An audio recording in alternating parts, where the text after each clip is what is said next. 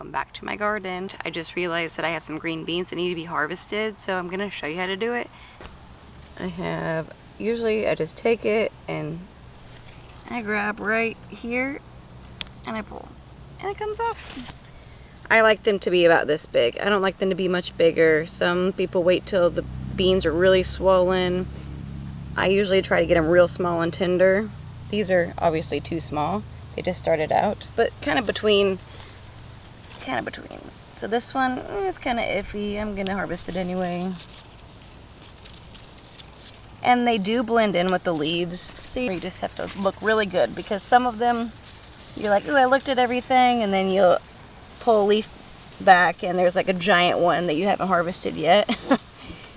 And it's almost too big to eat. But when they are too big to eat, you take those seeds and you take those beans off. I will take them out of the pod and then I will put them out on a plate to let them dry, and once they're really good and dry, usually about a week, I will put them in a brown paper bag. Don't put them in plastic until you know they're really dry, because they will mold. I've experienced that. So definitely a brown paper bag. So there are two different varieties of green beans. There's a bush type, which are these, and then there's a pole type, which is like this. The pole ones need support. I did not support this one. It's still doing okay. But the bush are the best. They produce a bunch. They produce them all around the same time. So I like the bush variety. The bean that I found is the contender variety. There's a lot of people who have different kinds. I like the contender.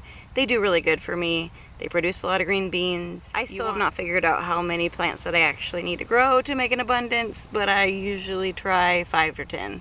And that's enough for... I'm not going to pretend like I know it all, because I don't. I am definitely learning. I'm learning just kind of on my own. So where I was from was way easier to grow than Florida, because it's sandy. It's very hard to grow in sand. So you just have to learn what fertilizers to use, what amendments you need for the soil. It's all a learning process.